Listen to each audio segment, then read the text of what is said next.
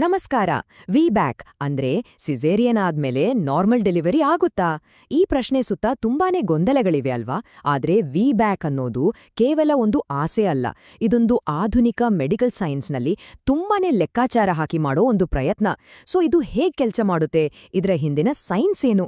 ಬನ್ನಿ, ಇವತ್ತಿನ ಈ ವಿಶ್ಲೇಷಣೆಯಲ್ಲಿ ಇದನ್ನೆಲ್ಲ ನೋಡೋಣ. ಸರಿ, ಹಾಗಿದ್ರೆ ಇವತ್ತು ನಾವು ಏನೆಲ್ಲ ನೋಡ್ತೀವಿ ಅಂದ್ರೆ, ಮೊದಲಿಗೆ ಇವತ್ತಿನ ಕಾಲದಲ್ಲಿ ವಿಬ್ಯಾಕ್ ಅಂದ್ರೆ ಏನು ಅನ್ನೋ ಆಯ್ಕೆ, ಆಮೇಲೆ ಇದರ ಯಶಸ್ಸನ್ನ ಯಾವೆಲ್ಲ ಅಂಶಗಳು ನಿರ್ಧರಿಸುತ್ತೆ ಅಂತಾನು ನೋಡೋಣ. ಇದರ ಜೊತೆಗೆ ಇರೋ ರಿಸ್ಕ್ ಅಂದ್ರೆ ಗರ್ಭಾಶಯಕ್ಕೆ ಏನಾದ್ರೂ ತೊಂದರೆ ಆಗತ್ತಾ ಅನ್ನೋದು, ಮತ್ತೆ ವೈದ್ಯರು ಇದನ್ನ ಹೇಗೆ ಮಾನಿಟರ್ ಮಾಡ್ತಾರೆ, ಮತ್ತು ಕೊನೆಗೆ ಎಲ್ಲಕ್ಕಿಂತ ಸೇಫ್ ಆದ ದಾರಿ ಯಾವುದು ಅಂತ ಹೇಗೆ ಡಿಸೈಡ್ ಮಾಡೋದು, ಇದನ್ನೆಲ್ಲ ಒಂದೊಂದಾಗಿ ಚರ್ಚೆ ಮಾಡೋಣ. ಹಾಗಿದ್ರೆ ನಮ್ಮ ಮೊದಲನೇ ವಿಭಾಗದಿಂದ ಶುರು ಮಾಡೋಣ. ಸಿಸೇರಿಯನ್ ಆದ್ಮೇಲೆ ನಾರ್ಮಲ್ ಡೆಲಿವರಿ ಬಗ್ಗೆ ತುಂಬಾ ಹಳೆ ನಂಬಿಕೆಗಳಿವೆ. ಅದನ್ನೆಲ್ಲ ಸ್ವಲ್ಪ ಪಕ್ಕಕ್ಕಿಟ್ಟು ಇವತ್ತಿನ ಸೈನ್ಸ್ ಏನ್ ಹೇಳುತ್ತೆ, ಮೆಡಿಕಲ್ ದೃಷ್ಟಿಕೋನ ಏನು ಅಂತ ನೋಡೋಣ ಬನ್ನಿ. ಒಮ್ಮೆ ಸಿ ಸೆಕ್ಷನ್ ಆದ್ರೆ ಮತ್ತೆ ಯಾವಾಗ್ಲೂ ಸಿ ಸೆಕ್ಷನ್ನೇ, ಈ ಮಾತನ್ನ ಕೇಳ್ದವರೇ ಇರಲ್ವಾ ಅಲ್ವಾ? ಇದು ತುಂಬಾ ವರ್ಷಗಳಿಂದ ಬಂದಿರೋ ಒಂದು ಮಾಮೂಲಿ ನಂಬಿಕೆ. ಆದ್ರೆ ಇವತ್ತಿಗೂ ಇದು ನಿಜಾನ? ಈಗಿನ ಮೆಡಿಕಲ್ ಸೈನ್ಸ್ ಇದನ್ನ ಒಪ್ಪುತ್ತಾ? ಈಗ ಎಲ್ಲವೂ ಎವಿಡೆನ್ಸ್ ಬೇಸ್ಡ್ ಮೆಡಿಸಿನ್ ಅಂದ್ರೆ ಸಾಕ್ಷಿ ಆಧಾರಿತವಾಗಿ ಯೋಚನೆ ಮಾಡ್ತಾರೆ. ಹಾಗಾಗಿ ಈ ಹಳೆ ನಂಬಿಕೆಯನ್ನ ಈಗ ಪ್ರಶ್ನೆ ಮಾಡ್ಲಾಗ್ತಿದೆ. ಇಲ್ಲೇ ನೋಡಿ, ಟೋಲಾಕ್ ಅನ್ನೋ ಒಂದು ಪದ ತುಂಬಾ ಮುಖ್ಯ ಆಗತ್ತೆ. ಟೋಲಾಕ್ ಅಂದ್ರೆ trial of labour after caesarean, ಅಂದ್ರೆ ಸಿ ಸೆಕ್ಷನ್ ಆದ್ಮೇಲೆ ನಾರ್ಮಲ್ ಡೆಲಿವರಿಗೆ ಟ್ರೈ ಮಾಡೋದು. ಇದು ನೋಡೋಣ ಏನಾಗುತ್ತೆ ಅಂತ ಕಾಯೋ ತಂತ್ರ ಖಂಡಿತ ಅಲ್ಲ. ಬದಲಿಗೆ ಡಾಕ್ಟರ್ಸ್ ತುಂಬಾ ಕೇರ್ಫುಲ್ ಆಗಿ ಪ್ಲಾನ್ ಮಾಡಿ ಕಂಟಿನ್ಯೂಸ್ ಆಗಿ ಮಾನಿಟರ್ ಮಾಡ್ತಾ ನಡೆಸೋ ಒಂದು ಮೆಡಿಕಲ್ ಪ್ರೋಸೆಸ್. ಸರಿ, ಹಾಗಾದ್ರೆ ವಿ ಬ್ಯಾಕ್ ಸಕ್ಸಸ್ ಆಗೋದು ಅದೃಷ್ಟದ ಮೇಲೆನಾ? ಖಂಡಿತ ಇಲ್ಲ. ಅದು ಕೆಲವೊಂದು ಮೆಡಿಕಲ್ ಕಂಡೀಷನ್ಸ್ ಮೇಲೆ ನಿಂತಿದೆ. ಹಾಗಿದ್ರೆ ಯಾರೆಲ್ಲ ಇದಕ್ಕೆ ಸರಿಯಾದ ಕ್ಯಾಂಡಿಡೇಟ್ಸ್?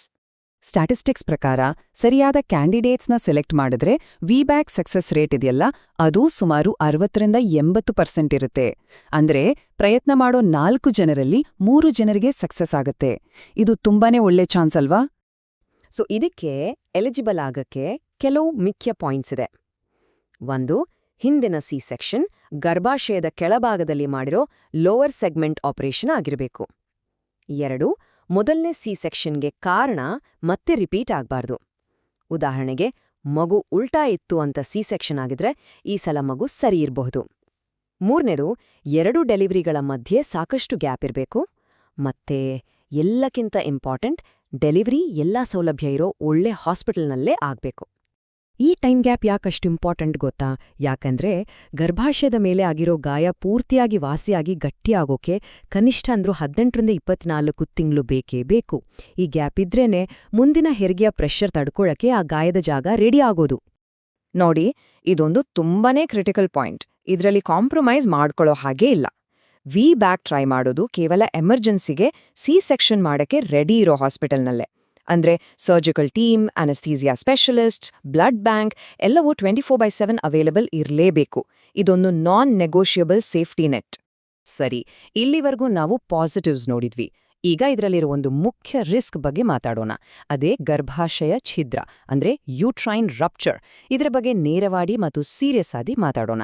ಯಾಕಂದ್ರೆ ಮೆಡಿಕಲ್ ಸೇಫ್ಟಿ ದೃಷ್ಟಿಯಿಂದ ಇದನ್ನ ಅರ್ಥ ಮಾಡ್ಕೊಳ್ಳೋದು ತುಂಬಾ ಅವಶ್ಯಕ. ಈ ಗರ್ಭಾಶಯದ ಗಾಯ ಓಪನ್ ಆಗೋ ಚಾನ್ಸ್ ಇದೆಯಲ್ಲ, ಅದು ಸುಮಾರು 200 ಜನರಲ್ಲಿ ಒಬ್ರಿಗಾಗಬಹುದು. ಪರ್ಸೆಂಟೇಜ್ನಲ್ಲಿ ಹೇಳೋದಾದ್ರೆ ಜಸ್ಟ್ 0.5 - 0.7%. ನಂಬರ್ ನೋಡಿದ್ರೆ ಇದು ತುಂಬಾನೇ ಕಡಿಮೆ ಅನ್ಸುತ್ತೆ, ಆದ್ರೆ ಇದರ ಪರಿಣಾಮ ತುಂಬಾನೇ ಗಂಭೀರವಾಗಿರ್ಬೋದು. ಅದಕ್ಕೆ ಹೇಳ್ತಾರೆ low risk but high consequence ಅಂತ. ರಿಸ್ಕ್ ಕಮ್ಮಿ ಇರ್ಬೋದು, ಆದ್ರೆ ಅದರ ಸೀರಿಯಸ್ನೆಸ್ ಜಾಸ್ತಿ. ಅದಕ್ಕೇನೆ ಕಂಟಿನ್ಯೂಸ್ ಮಾನಿಟರಿಂಗ್ ಅಷ್ಟು ಇಂಪಾರ್ಟೆಂಟ್. ಹಾಗಿದ್ರೆ ಡಾಕ್ಟರ್ಸ್ ಮತ್ತು ನರ್ಸುಗಳು ಯಾವೆಲ್ಲ ಅರ್ಲಿ ವಾರ್ನಿಂಗ್ ಸೈನ್ಸ್ ನೋಡ್ತಾ ಇರ್ತಾರೆ? ಮುಖ್ಯವಾಗಿ ಹೆರಿಗೆ ನೋವಿಲ್ಲದಿದ್ದಾಗಲೂ ಹಳೆ ಗಾಯದ ಮೇಲೆ ನೋವು ಬರೋದು, ಮಗುವಿನ ಹಾರ್ಟ್ ಬೀಟ್ನಲ್ಲಿ ಸಡನ್ ಆಗಿ ಚೇಂಜ್ ಆಗೋದು, ಫ್ರೆಶ್ ಆಗಿ ಬ್ಲೀಡಿಂಗ್ ಕಾಣಿಸ್ಕೊಂಡ್ರೆ, ಅಥವಾ ಚೆನ್ನಾಗಿ ಬರ್ತಿದ್ದ ಹೆರಿಗೆ ನೋವು ಸಡನ್ ಆಗಿ ನಿಂತೋದ್ರೆ, ಇವೆಲ್ಲ ತುಂಬಾನೇ ಸೀರಿಯಸ್ ವಾರ್ನಿಂಗ್ ಸಿಗ್ನಲ್ಸ್. ಸರಿ, ಈಗ ಈ TOLA ಪ್ರಾಸೆಸ್ ಇದೆಯಲ್ಲ, ಇದನ್ನ ಹೇಗೆ ತುಂಬಾ ಸಿಸ್ಟಮ್ಯಾಟಿಕ್ ಆಗಿ ಪ್ಲಾನ್ ಮಾಡಿ ಮ್ಯಾನೇಜ್ ಮಾಡ್ತಾರೆ ಅಂತ ನೋಡೋಣ. ಇದರಲ್ಲಿ ಮುಖ್ಯವಾಗಿ 3 ಸ್ಟೆಪ್ಸ್ ಇರುತ್ತೆ. ಸ್ಟೆಪ್ 1, ಹೆರಿಗೆ ನೋವು ನ್ಯಾಚುರಲ್ ಆಗಿ ಶುರುವಾಗೋಕೆ ಕಾಯ್ತಾರೆ.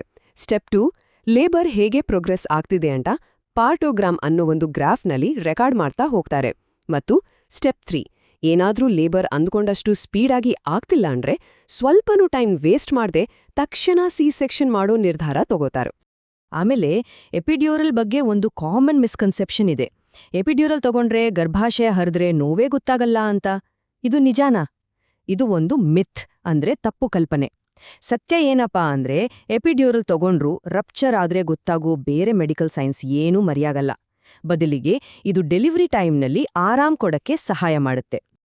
ಸರಿ, ಈಗ ನಾವು ನಮ್ಮ ಕೊನೆ ವಿಭಾಗಕ್ಕೆ ಬಂದಿದ್ದೀವಿ.